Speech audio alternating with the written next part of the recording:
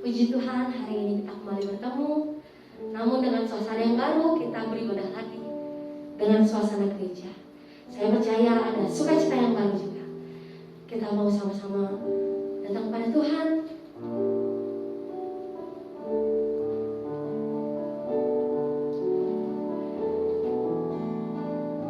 Rindu akan Tuhan adalah satu-satunya hal yang kita pikirkan saat ini.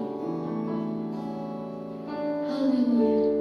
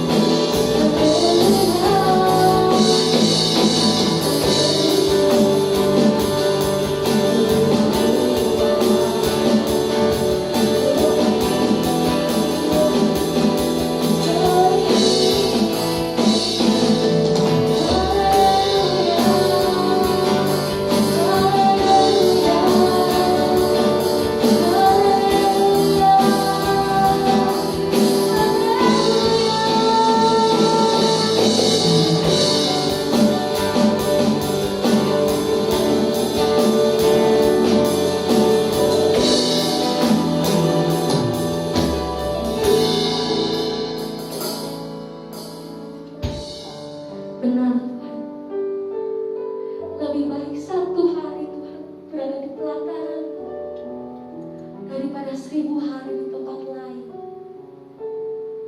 Kami rindu akan Engkau Tuhan, kami haus akan Engkau. Lawati setiap hati kami. Kami percaya Tuhan, meskipun kami ibadah secara terbatas, tapi kuasa lawatan-Mu tak terbatas Tuhan. Haleluya, haleluya, haleluya.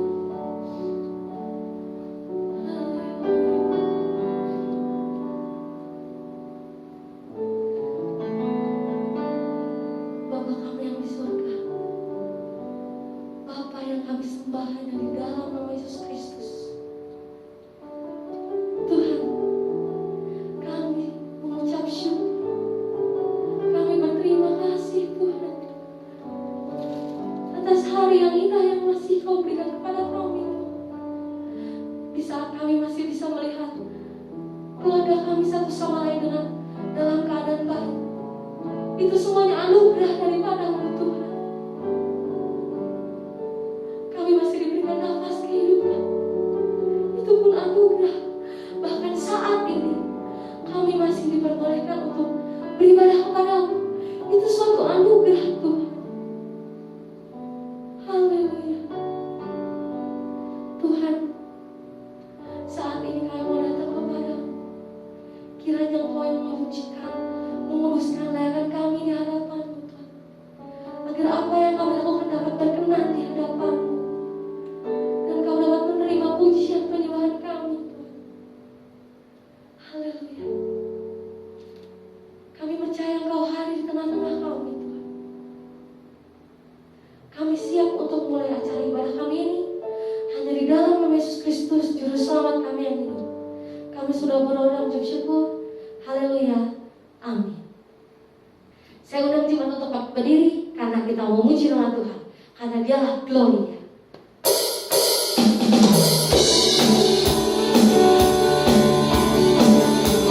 Kita mau sama-sama belajar pujian ini. Kita katakan kami dan kami tak membawa pujian bersama memuji-Mu Tuhan. Satukan suara dan nyanyikan, sorak gelombang.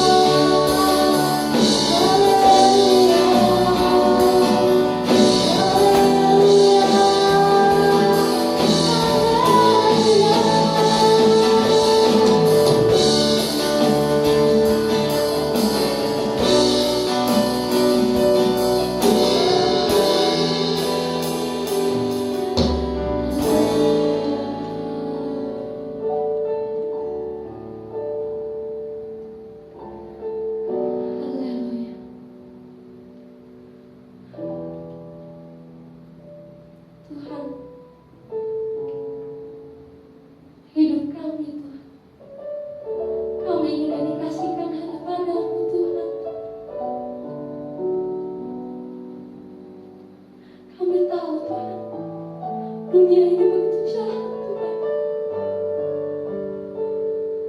Dan kami pun tahu hanya Engkau-lah yang baik Tuhan. Hanya Engkau-lah Allah yang terbaik Tuhan. Kami sungguh percaya hanya di dalam nama-Mu Tuhan.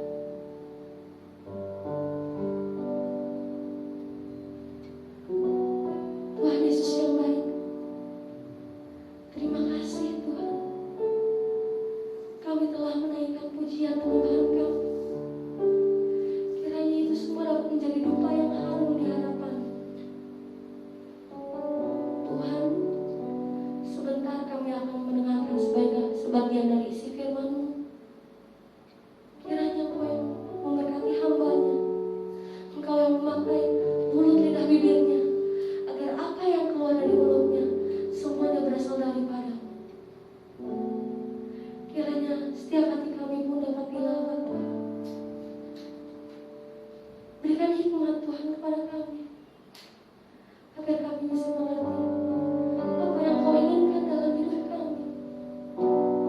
Tuntun kami Tuhan, bimbing kami Tuhan. Kami adalah domba-domba-Mu, Engkau adalah gembala kami. Kami percaya Engkau gembala yang sangat baik.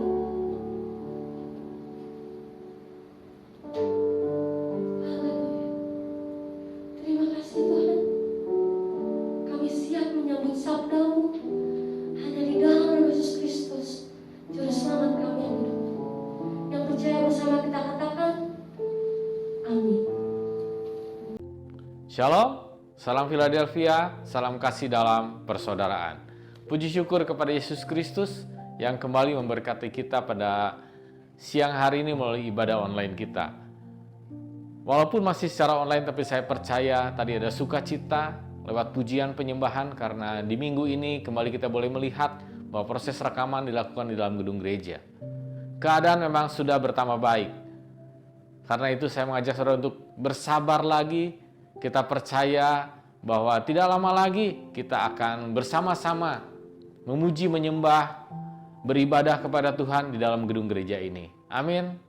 Tetap jaga protokol kesehatan, tetap taati peraturan, dan terus dukung dalam doa, sehingga Indonesia semakin hari semakin baik. Puji syukur.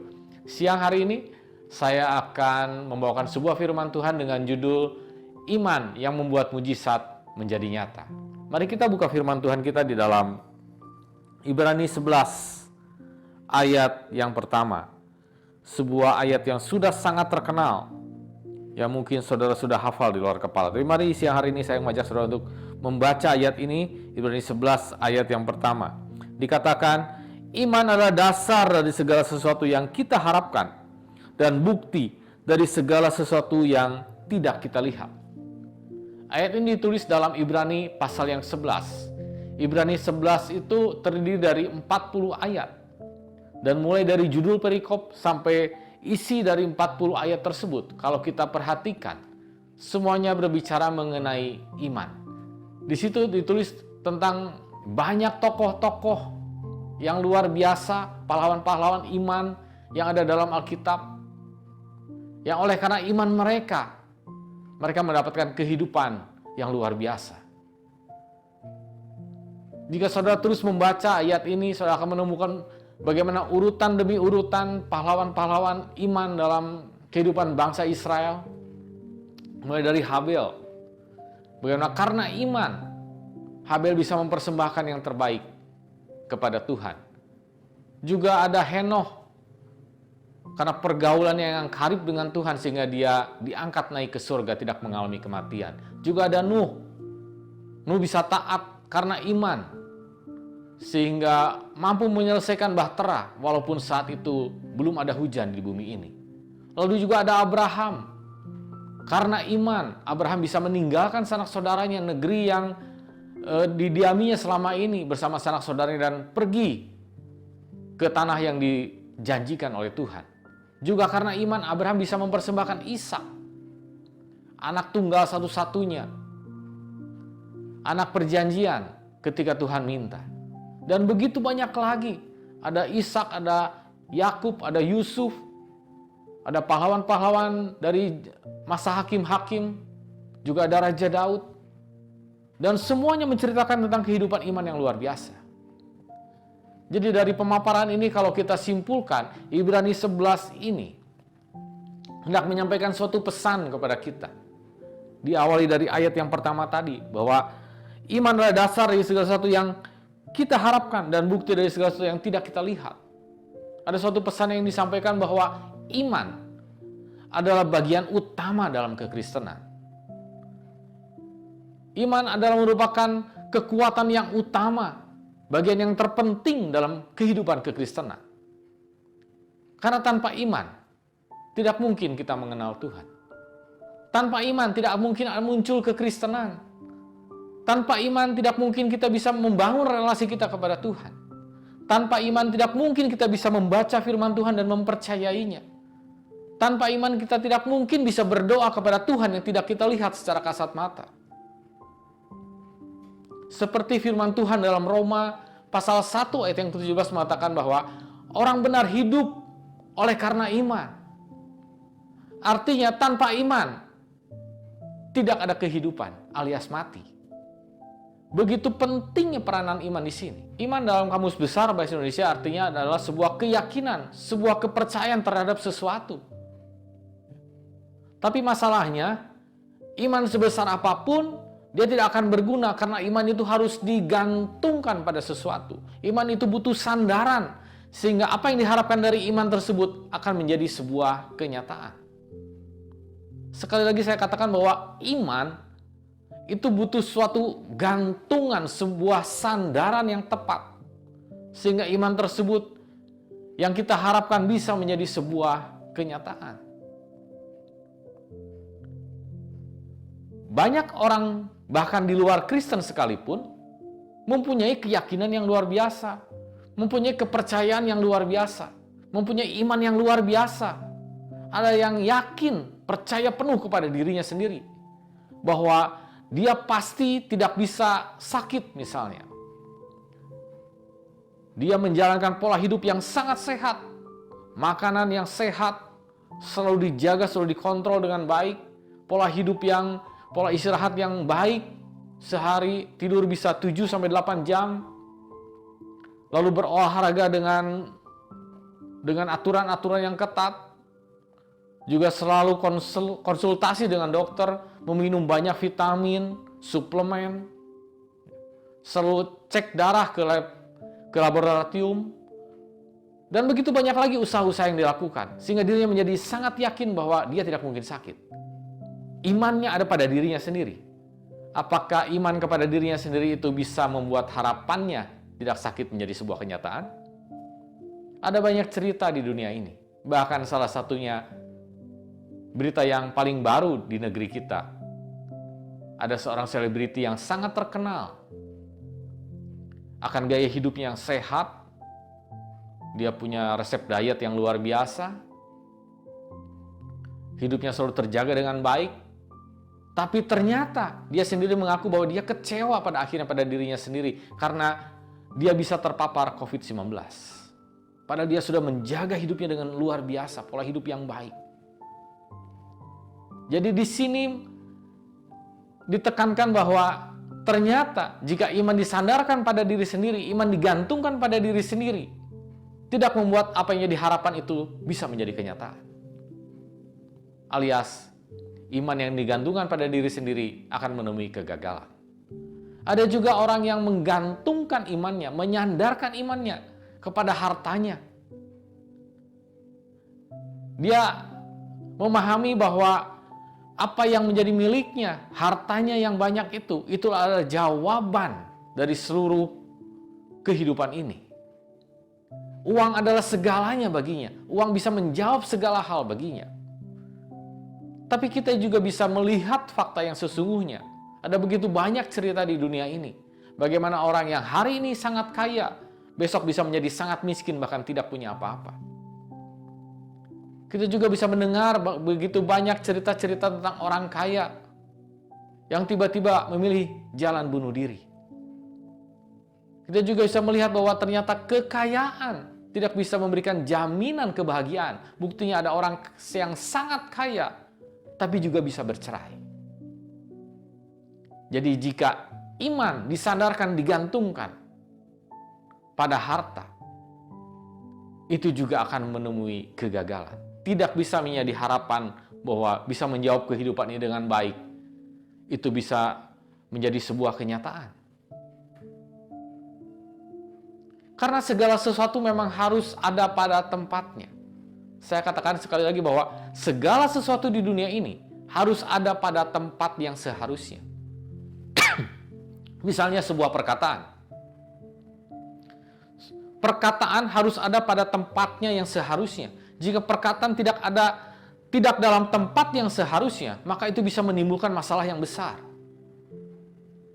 Kita sering mendengar bagaimana orang yang asal bicara di dalam medsos, tiba-tiba dia bisa ditangkap polisi, bisa dipenjarakan, bisa dihukum. Karena mungkin menghina presiden, atau dia juga menghina agama yang lain.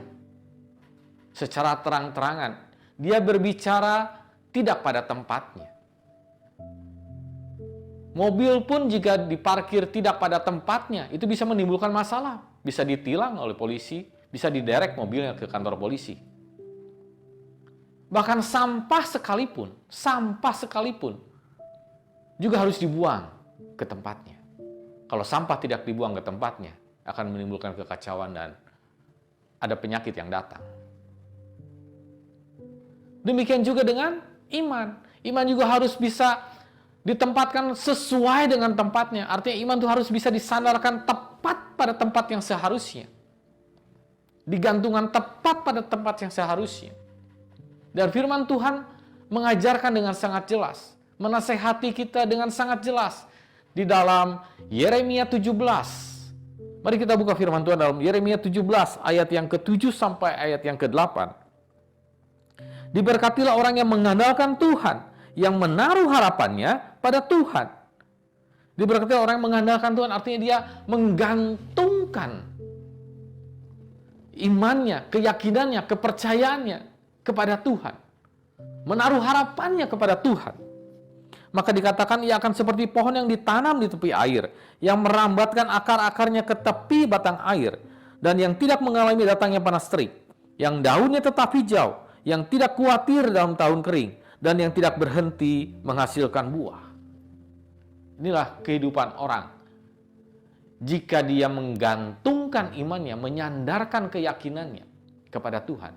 Tapi di dalam ayat yang kelima dari Yeremia 17 ini dikatakan bahwa beginilah firman Tuhan, terkutuklah orang yang mengandalkan manusia, yang mengandalkan kekuatannya sendiri, baik itu hartanya, baik itu kepintarannya atau apapun juga, dan hatinya yang menjauh daripada Tuhan.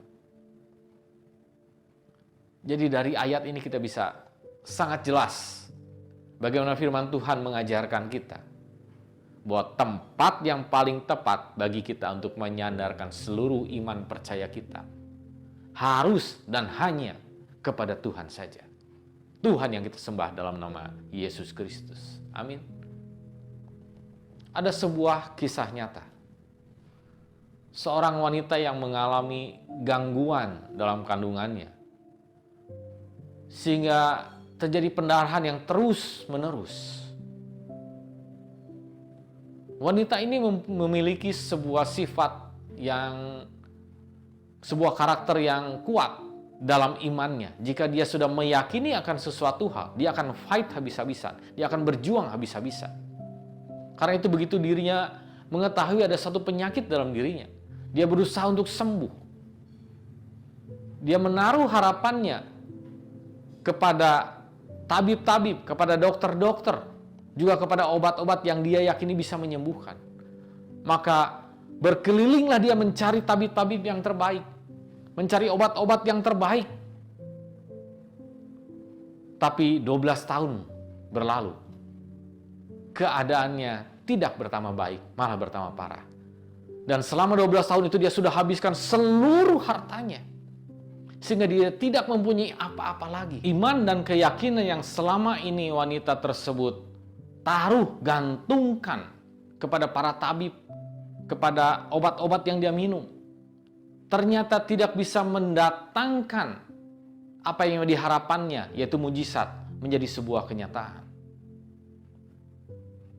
Pada suatu hari, wanita tersebut mendengar kabar tentang seorang yang bernama Yesus dengan segala pekerjaan-pekerjaan mujizat yang dilakukannya. Hatinya kembali bergelora, imannya kembali bangkit, harapannya muncul kembali. Tapi dia menyadari sekarang dia sudah tidak punya apa-apa, tidak ada kekuatan. 12 tahun dalam derita pendarahan bukan hal yang mudah. Pasti sudah menghancurkan baik ekonominya maupun tubuhnya. Tapi di tengah keadaan seperti itu, ada iman yang luar biasa dari wanita ini. Dia berkata, asal ku jamah saja jubahnya, aku pasti sembuh.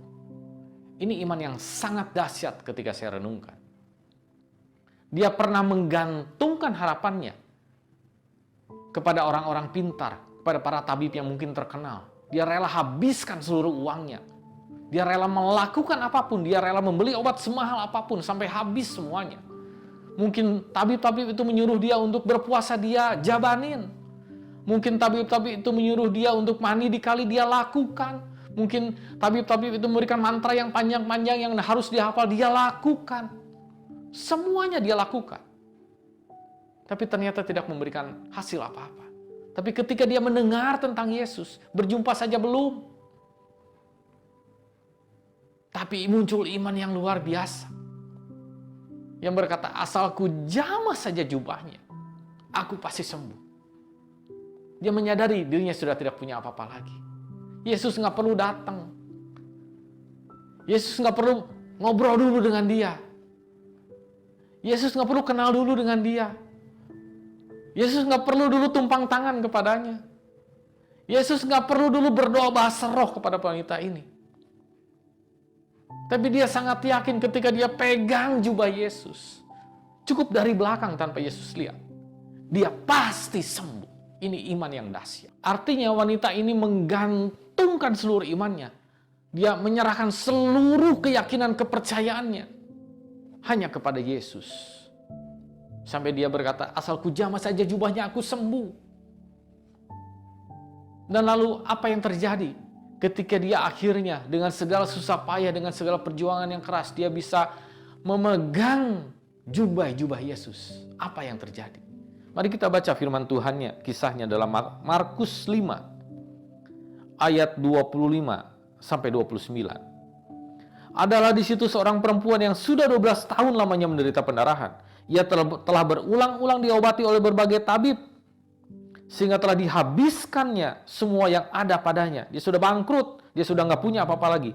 Namun sama sekali tidak ada faedahnya, malah sebaliknya keadaannya semakin buruk. Dia sudah mendengar berita-berita tentang Yesus. Maka di tengah-tengah orang banyak itu, ia mendekati Yesus dari belakang dan menjamah jubahnya. Sebab katanya, asal ku jamah saja jubahnya, aku akan sembuh.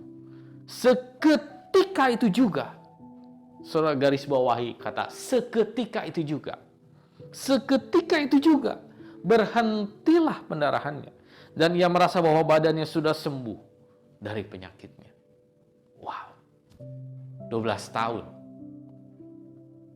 mencari sebuah mujizat kesembuhan.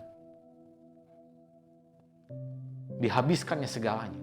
Tapi dengan satu sentuhan, seketika itu juga dia sembuh. Mujizat terjadi.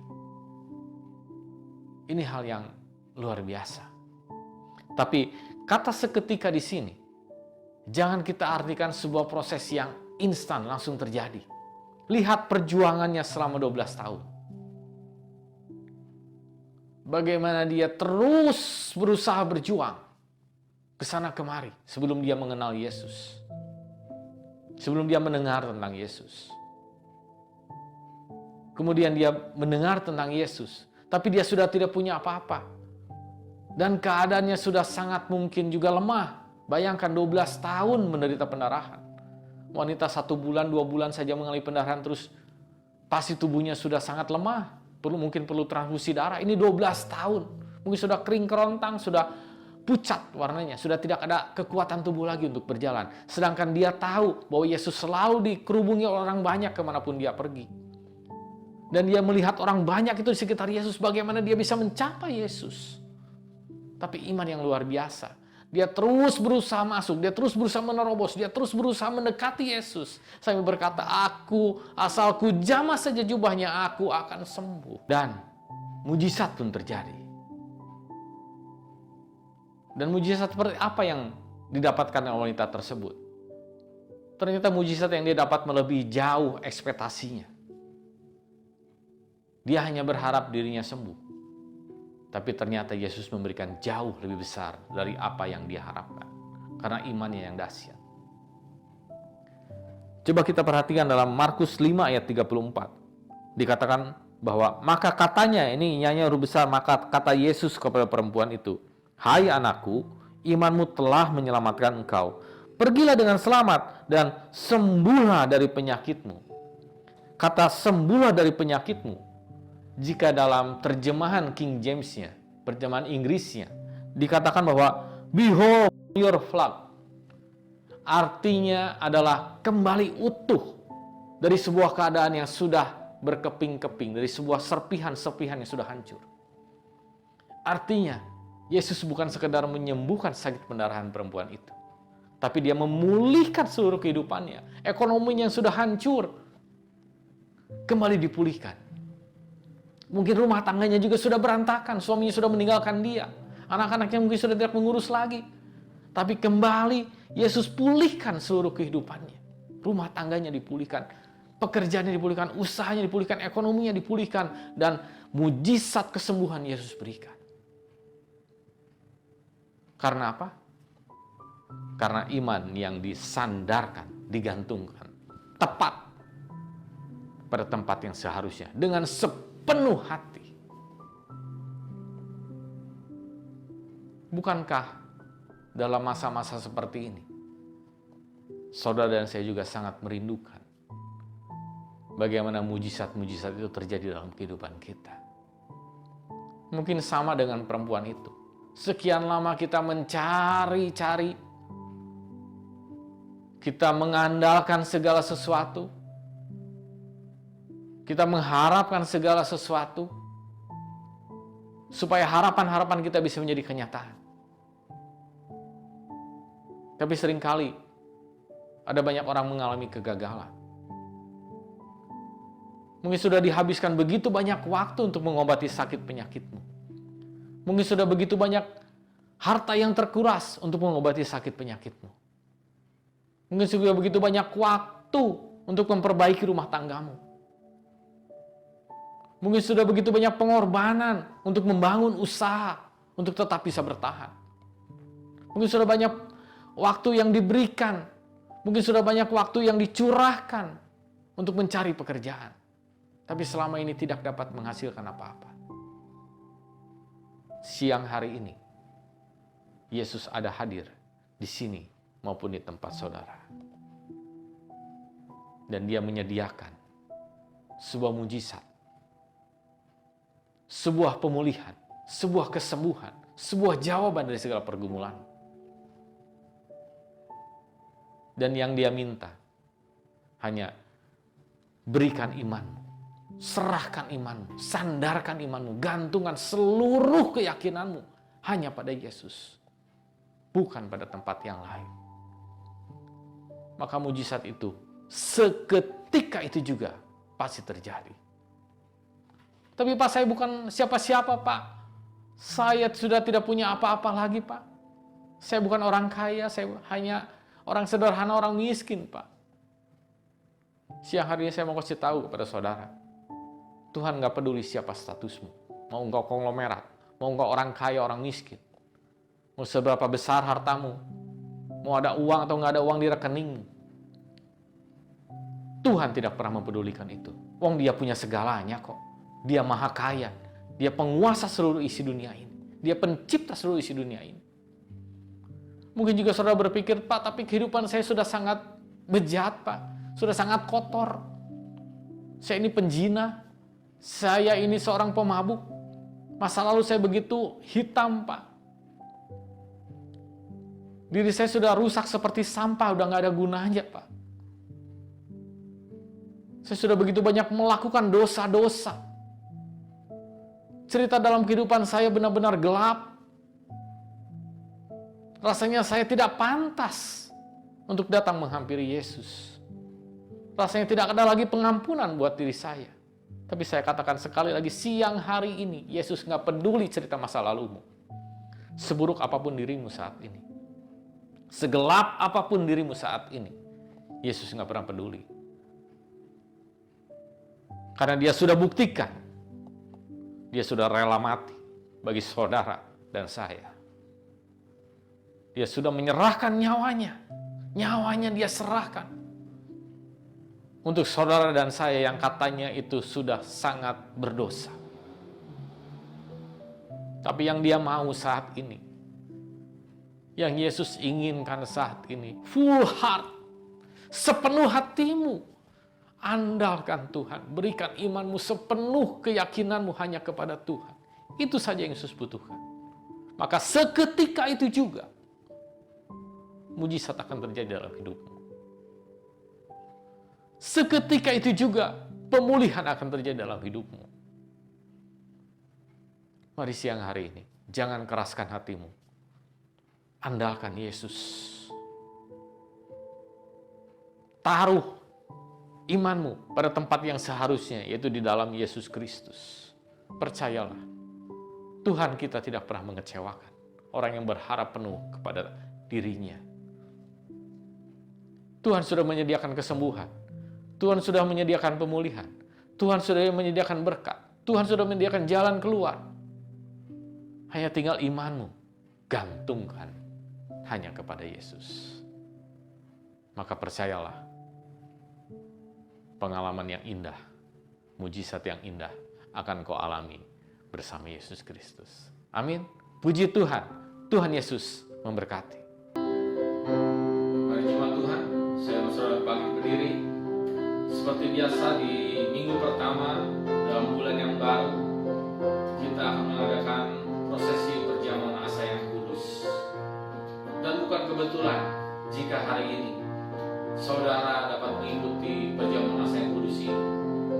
Tadi kita sudah mendengar firman Tuhan, bagaimana iman keyakinan kita harus kita serahkan, harus kita taruh hanya di dalam Yesus Kristus. 2000 tahun yang lampau, dia sudah berikan nyawanya, darahnya, tubuhnya di atas kayu salib di Bukit Golgota untuk saudara dan saya. Agar kita mengenal siapa Yesus Kristus, agar kita mengalami mujizat dalam kehidupan kita. Kita sudah diselamatkan ketika kita mengaku percaya. Maka hidup yang berkelimpahan, hidup yang dipulihkan, mujizat yang diberikan, itu akan menjadi bagian kita. Ketika saudara dan saya punya iman yang hanya diandalkan kepada Yesus Kristus. Puji Tuhan. Mari saya undang saudara untuk persiapkan roti dan anggur. Dan renungkan akan kebaikan Tuhan, akan pengorbanannya yang sudah diberikan bagi saudara dan saya. Karena itu jangan khawatir, jangan lagi saudara putus pengharapan. Apapun masalahmu saat ini, sakit penyakitmu saat ini, percayalah, saat engkau makan dan minum tubuh dan darah Yesus, seketika itu juga penyakitmu sembuh. Masalahmu akan diberikan jalan keluar. Imanmu akan ditambahkan, kekuatanmu akan ditambahkan. Haleluya Yesus. Mari persiapkan hati pikiran kita. Kita mau angkat satu pujian pada satu bukit. Pada satu bukit jauh dari sini, lihat salib Tuhan berdiri. Sepotong kayu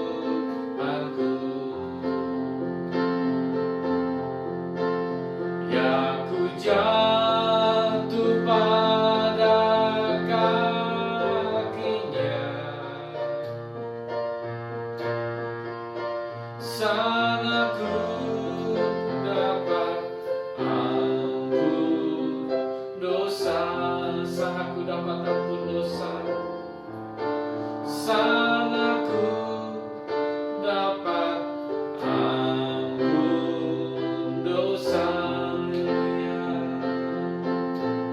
Haleluya Yesus, terima kasih ya Tuhan. Haleluya Yesus. Mari yang sudah siap untuk terima tubuh dan darah Kristus,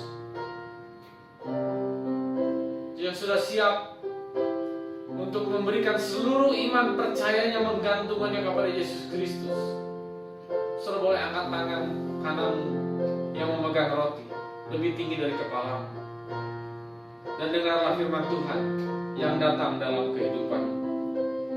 Sebab apa yang telah kuteruskan kepadamu telah kuterima dari Tuhan, bahwa Tuhan Yesus pada malam waktu ia diserahkan mengambil roti, dan sesudah itu ia mengucap syukur atasnya. Ia memecah-mecahkannya dan berkata, inilah tubuhku yang diserahkan bagi kamu. Perbuatlah ini menjadi peringatan akan aku. Apakah saudara percaya roti yang di tanganmu adalah tubuh Kristus? Apakah saudara percaya melalui tubuh Kristus ada kesembuhan yang akan terjadi? Apakah saudara percaya melalui tubuh Kristus ada kekuatan yang akan diberikan? Apakah saudara percaya melalui tubuh Kristus apa yang menjadi harapanmu akan menjadi kenyataan? Jika saudara percaya, mari dengan iman percaya kita makan tubuh Kristus di dalam nama Tuhan Yesus Kristus.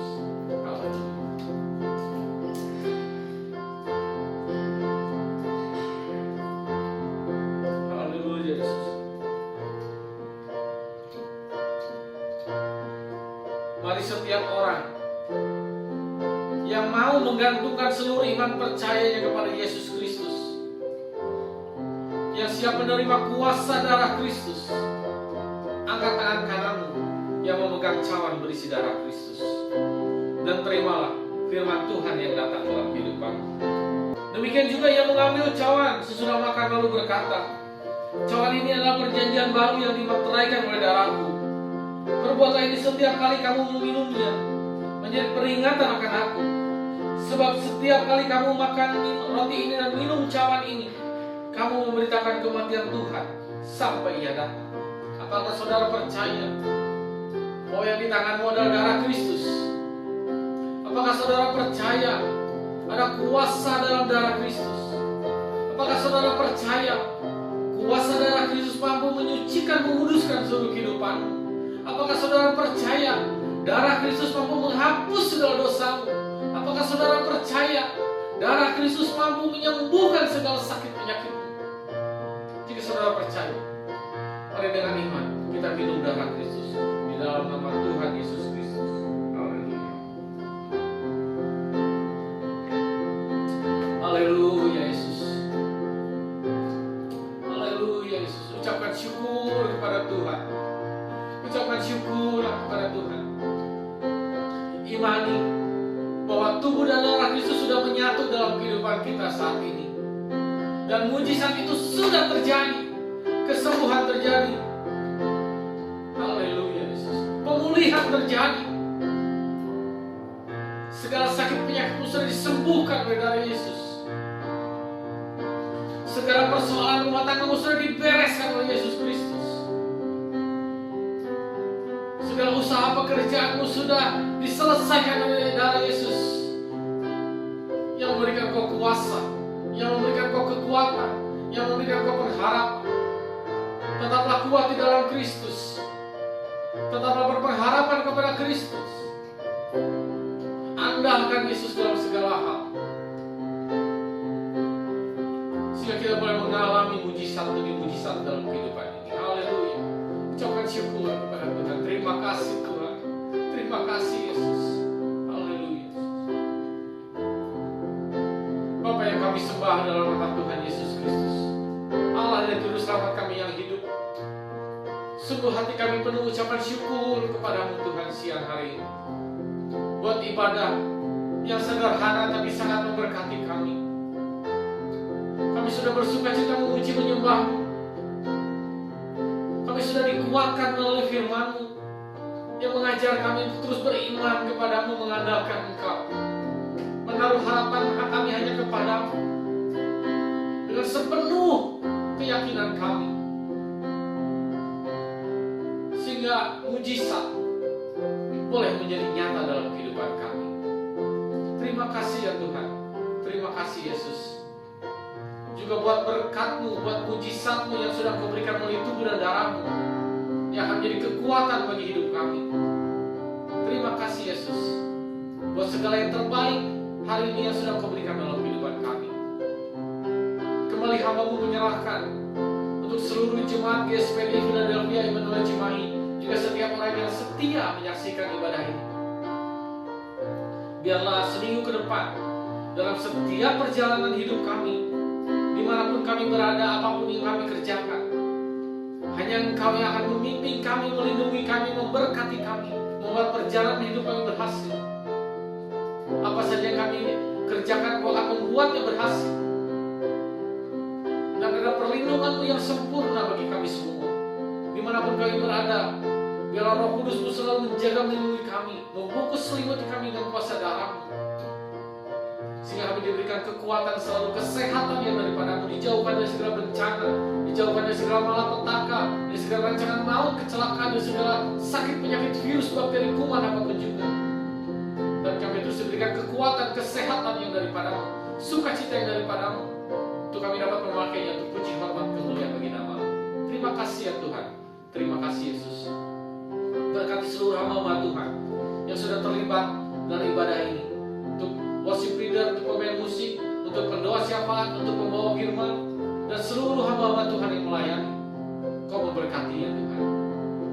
Dan juga kami berdoa untuk penggembalaan di tempat ini. Kau terus berkati gembala kami, berikan kekuatan, kesehatan, damai sejahtera, sukacita yang daripada-Mu, roh hikmat yang daripada-Mu, sehingga dapat terus memberikan kami pengajaran yang baik, teladan yang luar biasa ya Tuhan. Terima kasih ya Tuhan.